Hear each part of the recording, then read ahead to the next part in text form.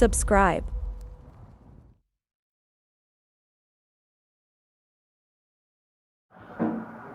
Okay, நாங்கள் இந்த வீடியோவில் டைம் அண்ட் டிஸ்டன்ஸ் சம்மந்தமான வினாக்கள் பார்க்க போகிறோம்.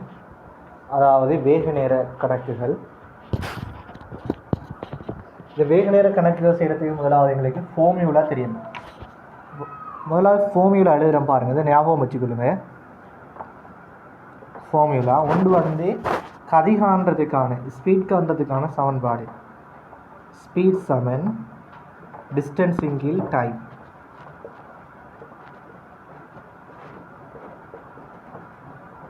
டிஸ்டன்ஸ் இன்கீழ் டைம். அடுத்தது முக்கியமான, இது ஒரு முக்கியமான விஷயம், இதை ஞாபகம் வச்சுக்கணும். ரெண்டாவது வந்து கிலோமீட்டர் பர் ஹவரை மீட்டர் பர் செகண்டுக்கு கன்வெர்ட் பண்ணுறேன்னு சொன்னால் அதுக்கான வாய்ப்பு இதுதான். கிலோமீட்டர் பர் ஹவரை 5/18 பெருக்கிறது. அதே மாதிரி மூன்றாவது விஷயம், metre per second kilometre per ஹவருக்கு மாற்றுறதுக்கு மீட்டர் பர் செகண்டை 18/5 பெருக்கிறது மாறி. சரியா? இந்த மூன்று விஷயமும் கட்டாயம் இந்த வேக நேர கணக்குகள் செய்யும் போது கட்டாயம் தெரிஞ்சு கொள்ள வேண்டிய விடயம். அதோடு சேர்த்து இன்னும் ஒரு முக்கியமான விஷயம் தெரிஞ்சு கொள்ளணும். என்னென்னு சொன்னால், இப்போ நீங்கள் ஸ்பீடு வந்து கிலோமீட்டர் பர் ஹவரில் இருந்துச்சுன்னு சொன்னால், கிலோமீட்டர் பர் ஹவரில் ஸ்பீடு வந்து கிலோமீட்டர் பர் ஹவரில் இருந்துச்சுன்னு சொன்னால் டிஸ்டன்ஸ் வந்து கிலோமீட்டரில் இருக்கணும். டைம் வந்து என்னதில் இருக்கணும்? ஹவரில் இருக்கணும். டைம் வந்து ஹவர்ஸில் இருக்கணும். இதே இது ஸ்பீடு வந்து மீட்டர் பர் செகண்டில் இருக்குன்னு சொன்னால் டிஸ்டன்ஸ் வந்து மீட்டரில் இருக்கணும். டைம் வந்து செகண்டில் இருக்கணும். சரியா? அதே மாதிரி இன்னும் ஒரு முக்கியமான விஷயம் என்னென்னு சொன்னால், ஸ்பீடு வந்து கிலோமீட்டர் பர் ஹவரில் இருக்குது, டிஸ்டன்ஸ் வந்து கிலோமீட்டரில் இருக்குது. இப்போ டைம் வந்து என்னதில் இருக்கணும்? கிலோமீட்டரில் இருக்கணும். ஆனால் மீட்டரில் இருக்கும்னு சொன்னால் என்ன செய்யணும்? இந்த மினிட்ஸில் இருக்கும்னு சொன்னால் என்ன செய்யணும்? மினிட்ஸை வந்து 60ஆல் பிரிக்கணும். சரியா? இப்போ ஸ்பீடு வந்து மீட்டர் பர் செகண்டில் இருக்குது, டிஸ்டன்ஸ் வந்து மீட்டரில் இருக்குது, டைம் என்னத்தில் இருக்கணும்? செகண்டில் இருக்கணும். ஆனால் உங்களுக்கு மினிட்ஸில் இருக்குது டைம். அப்படி இருந்துச்சுன்னு சொன்னால் மினிட்ஸை வந்து செகண்டுக்கு மாற்றுறதுக்கு என்ன செய்யணும்? மினிட்ஸை வந்து 60ஆல் பெருக்கணும். சரியா? இவ்வளவுதான் இந்த வேக நேர கணக்கு செய்யும் போது ஞாபகம் வச்சுக்கொள்ள வேண்டிய விடயங்கள். ஒன்று வந்து ஸ்பீடுக்கான வாய்ப்பாடு என்ன செய்யணும்? ஸ்பீடு வந்து டிஸ்டன்ஸ் இன்கீழ் டைம். கிலோமீட்டர் பர் ஹவரை மீட்டர் பர் செகண்டுக்கு மாற்றுறதுக்கான இது தெரிஞ்சிருக்கணும், கன்வெர்ட் பண்ணுறதுக்கான இது. மீட்டர் பர் செகண்டை கிலோமீட்டர் பர் ஹவருக்கு கன்வெர்ட் பண்ணுறதுக்கான தெரிஞ்சிக்கணும். அடுத்தது ஸ்பீடு வந்து கிலோமீட்டர் பர் ஹவரில் இருக்குமெண்டா டிஸ்டன்ஸ் வந்து கிலோமீட்டரில் இருக்கணும், டைம் வந்து ஹவரில் இருக்கணும். ஸ்பீடு வந்து மீட்டர் பர் செகண்டில் இருக்கும்னு சொன்னால் டிஸ்டன்ஸ் வந்து மீட்டரில் இருக்கணும், டைம் வந்து செகண்டில் இருக்கணும். அடுத்தது ஸ்பீடு வந்து கிலோமீட்டர் பர் ஹவரில் இருந்து டிஸ்டன்ஸ் வந்து கிலோமீட்டரில் இருந்தால் டைம் என்னத்தில் இருக்கணும்? ஹவரில் இருக்கணும். ஆனால் இங்கே மினிட்ஸில் இருக்கும்னு சொன்னால் மினிட்ஸை வந்து என்ன செய்யணும்? 60ஆல் பிரிக்கணும். ஸ்பீடு வந்து மீட்டர் பர் செகண்டில் இருந்து டிஸ்டன்ஸ் வந்து மீட்டரில் இருக்குது, ஆனால் டைம் வந்து மினிட்ஸில் இருக்குது. என்னத்தில் இருக்கணும்? செகண்டில் இருக்கணும். அப்போ மினிட்ஸை வந்து செகண்டுக்கு மாற்றணும்னு சொன்னால் மினிட்ஸை வந்து 60ஆல் பெருக்கணும். இந்த இவ்வளோ ஃபார்முலாவும் தெரிஞ்சால் இந்த டைம் அண்ட் டிஸ்டன்ஸ் சம்பந்தமான வினாக்கள் செய்யலாம். வாங்க முதலாவது வினாக்களை நாங்கள் பார்ப்போம். முதலாவது வினா என்ன சொல்கிறாங்க? மணித்தியாலத்திற்கு 240 கிலோமீட்டர் பர் ஹவர். அப்போ அடுத்த வந்து ஸ்பீடு வந்து 240 கிலோமீட்டர் பர் ஹவர் எனும் வேகத்தில் செல்லும் விமானம் ஒன்று 5 மணித்தியாலத்தில், அப்போ டைம் என்ன சொல்கிறாங்க? 5 ஹவர். 5 மணித்தியாலத்தில் எவ்வளவு தூரத்தினை அடைந்திருக்கும். அப்போ என்னத்தை கேட்காங்க? டிஸ்டன்ஸை கேட்காங்க. இப்போ எங்களுக்கு தெரியும் ஸ்பீடுக்கான வாய்ப்பாடு என்ன? ஸ்பீட் சமன் டிஸ்டன்ஸிங்கில் டைம். ஸ்பீட் என்ன வந்திருக்காங்க? Kilometre per hour. 240 kilometre per hour. Distance அப்போ என்னத்தில் வரணும்? கிலோமீட்டர் per ஹவரில் இருந்தால் கிலோமீட்டரில் வரணும். அப்போ டிஸ்டன்ஸ் தான் காணணும் எங்களுக்கு தெரியா. ஓகே, டைம் என்ன தந்திருக்காங்க? 5 ஹவர். ஸ்பீடு வந்து கிலோமீட்டர் per ஹவரில் இருந்தால் டைம் வந்து ஹவரில் இருக்கணும். ஓகே, 5 ஹவரில் ஆயிடுது. இப்போ இதை எப்படி செய்கிறேன்னு பாருங்கள். பிரிவர 5 இன்ச்சில் வந்தால் பெருக்கப்படும். 240 தர 5 ஈக்குவல் டிஸ்டன்ஸ். சரியா? அப்போ 240 தர 5 எவ்வளவு? 0 5 20 0 10 12 1200 கிலோமீட்டர். அப்போ டிஸ்டன்ஸ் என்ன? 1200 கிலோமீட்டர். இரண்டாவது வினாவை பாருங்க. ஒரு மனிதர் 600 மீட்டர் நீளமான வீதியை, என்னது 600 மீட்டர் நீளமான வீதியை, அப்போ என்ன டிஸ்டன்ஸ்? 600 மீட்டர் நீளமான வீதியை 5 நிமிடங்களில், டைம் என்ன? 5 மினிட்ஸ், 5 நிமிடங்களில் கடக்கிறார்களின் அவரது வேகம் யாது? ஸ்பீடை கேட்காங்க. ஸ்பீடு யாது கேட்காங்க.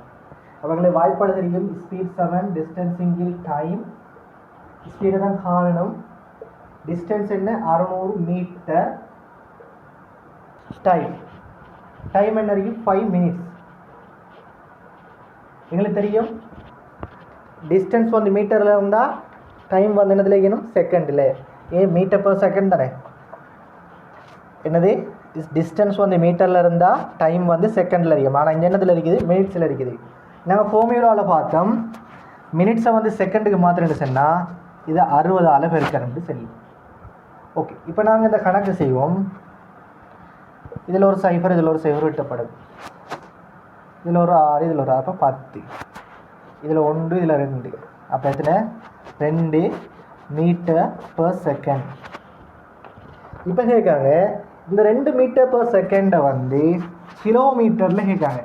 இப்போ 2 மீட்டர் per செகண்டு கிலோமீட்டருக்கு எப்படி மாற்றுற? மீட்டர் per செகண்டு கிலோமீட்டருக்கு எப்படி மாற்றுற? 5/18. ஓகே, இப்போ தான் நாங்கள் சுருக்கிறோம் அப்படி சொன்னால் ஆன்சர் வரும் 7.2 கிலோமீட்டர் per ஹவர். ஓகே, மூன்றாவது வினா பாருங்கள். 120 கிலோமீட்டர் தூரத்தினை, அப்போ டிஸ்டன்ஸ் எவ்வளோ? 120 கிலோமீட்டர் தூரத்தினை 2 மணித்தியாலங்களில், டைம் என்ன? 2 ஹவர்ஸ் கடப்பதற்கு காரொன்றின் வேகம், கடக்கும் காரொன்றின் வேகம் என்னது? ஸ்பீடை கேட்காங்க. அவையில் தெரியும் ஸ்பீட் சமன் டிஸ்டன்ஸிங்கில் டைம். ஸ்பீடை தான் காணணும். டிஸ்டன்ஸ் எவ்வளோ? 120 கிலோமீட்டர். கிலோமீட்டரில் இருந்தால் டைம் வந்து ஹவரில் வரணும். Okay, 2 hour. இப்போ ஸ்பீடை கண்டோம்னு சொன்னால் 60 கிலோமீட்டர் per ஹவர். ஸ்பீடு வந்து 60 கிலோமீட்டர் per ஹவர். நாலாவது வினாவை பாருங்கள். மணிக்கு 15 கிலோமீட்டர் per ஹவர் எனும் வேகத்தில், அப்போ ஸ்பீடு என்ன? 15 கிலோமீட்டர் per ஹவர் எனும் வேகத்தில் பயணிக்கும் சைக்கிள் ஓட்டுநர் 45 கிலோமீட்டர் தூரத்தினை, அப்போ டிஸ்டன்ஸ் என்ன? 45 கிலோமீட்டர் தூரத்தினை அடைவதற்கு எடுக்கும் நேரம் எவ்வளவு? டைமை கேட்காங்க. அப்போ எங்களுக்கு வாய்ப்பாடு தெரியும். ஸ்பீட் சமன் டிஸ்டன்ஸிங்கில் டைம். ஸ்பீட் என்ன?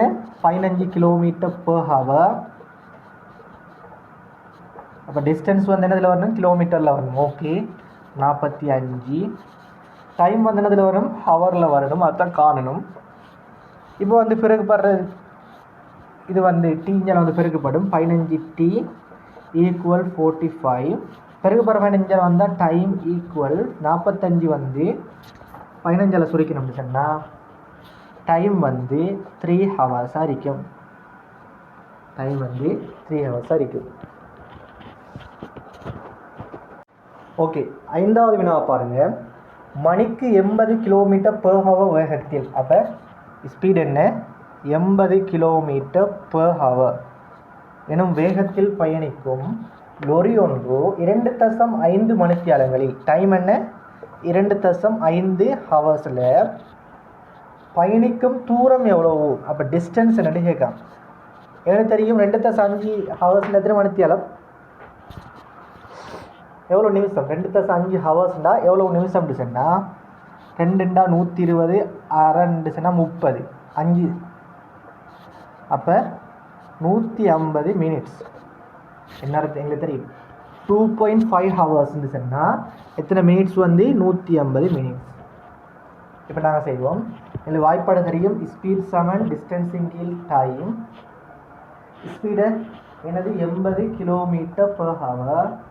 இப்போ டிஸ்டன்ஸ் வந்து என்னதில் இருக்கணும் கிலோமீட்டரில் இருக்கணும் தான் காணணும். டைம் என்னத்தில் இருக்கணும் ஹவரில் இருக்கணும். ஆனால் எங்களுக்கு என்னத்தில் இருக்கீங்க 150 மினிட்ஸில் இருக்குது. எங்களுக்கு தெரியும் மினிட்ஸை வந்து ஹவருக்கு மாதிரி என்ன சொன்னால் அதை பிரிக்கணும் 60ஆல். இப்போ நாங்கள் அதை சுருக்குவோம். இதில் ஒரு சைபர் இதில் ஒரு சைபர் 5ல் 3 15ல் 3 5 முறை 6ல் 3 2 முறை. அப்போ 2 இந்த 2 இருக்கிறது 80 km/h சமன் 2D கீழே 5 பெருக்கப்படுற 5 இதில் வந்து பெருக்கப்படும் 80/5 இந்த பெருக்கப்படுற 2 இதில் வந்து பிரிப்படும் 2 சுருக்கணும் சொன்னால் 40 40/5 வந்து 200 கிலோமீட்டர். போக வேண்டிய சூழ். அப்போ லொரியை பயணிக்கும் தூரம் எவ்வளவோ 200 கிலோமீட்டர். இது தொடர்பான டீட்டெயிலான வினாக்களை வந்து அடுத்தடுத்த வீடியோக்களை நாங்கள் பார்க்கலாம். உங்களுக்கு வேக நேரம் தொடர்பான வினாக்கள் ஏதாவது டவுட்டுகள் இருந்தால் கமெண்ட் பாக்ஸில் நீங்கள் வந்து அதில் வந்து கேட்கலாம்.